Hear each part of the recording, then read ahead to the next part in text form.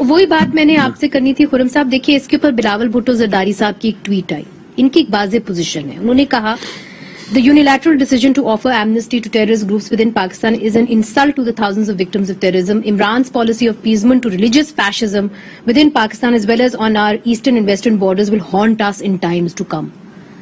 پاکستان مسلم لیگ نون کی واضح پوزیشن اس پہ کیا ہے ان کی پیپلز پارٹی کی؟ تو جی ہماری پوزیشن بھی بہت قریب ہے پیپلز پارٹی کے کہ ہمیں اپنی تاریخ سے سبق سیکھنا ہے اور دو تاریخ کے حصے ہیں.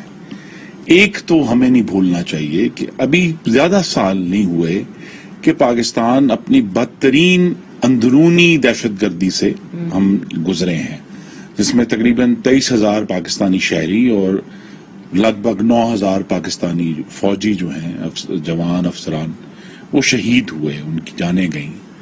یہ پیریڈ ہے پریکٹیکلی 2007 سے 2015 تک کا. اب ایک تو وہ پیریڈ ہے، دوسرا جس سے ہمیں سبق سیکھنا ہے کہ بھی ہم اپنے اندر اور اس دہشت گردی کا جو پیریڈ تھا اس کو ختم کرنے کے لیے ہمیں غالباً، اور پاکستان کے اکثر رہنے والوں کو نہیں معلوم کہ کتنی بڑی جنگ لڑی گئی، پاکستان کی سرزمین پر ہمیں فوجی جہازوں سے بمباری کرنی پڑی دہشت گردی سے نمٹنے کے لیے. تو ہم دوبارہ اس کا اٹھنا افورڈ نہیں کر سکتے.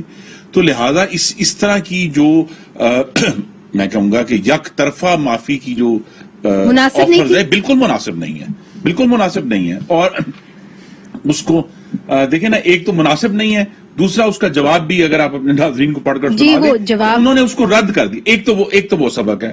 دوسرا سبق یہ ہے کہ پاکستان کی ریاست کی جو پچھلے 20 سال سے افغانستان میں پالیسی رہی ہے، کیا ہم نے اس سے بھی کوئی سبق نہیں سیکھنا؟ اگر آج جو ہے ایک مثلا بہت ہی غلط قسم کا ٹرائمفلزم ہے کہ دیکھیں جی ہم جیت گئے، ہم درست تھے، یہ بہت بڑا ایک کرائسس ہے پاکستان کے لیے.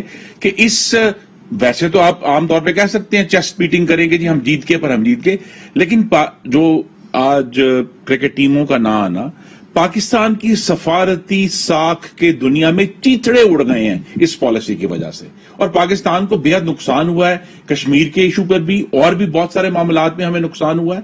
تو لہٰذا اگر پاکستان کی ریاست اور آج کی جو ہائیبرڈ نظام ہے وہ اسے سبق نہیں سیکھتے، تو پھر کسی نے کہا ہے کہ وہ قومیں یا وہ لوگ جو تاریخ سے سبق نہیں سیکھتے، تاریخ واپس آ کر ان کے ساتھ پھر ہتھوڑے مارتی ہے. تو ہمیں اس ہتھوڑے سے بچنا ہے، یہ جو اندرونی دہشت گردی سے بھی، اور وہ جو تمام ایکسپیرینس ہمیں افغانستان میں ہوا ہے اس سے بھی ہمیں اپنی بچت کرنی ہے. کیونکہ پاکستان میں رہنے والوں کی جان اور مال کی حفاظت، اس مٹی پر رہنے والوں کی جان اور مال کی حفاظت ہماری پہلی ذمہ داری ہے، اس سے پہلے کہ ہم کہیں اور دیکھیں.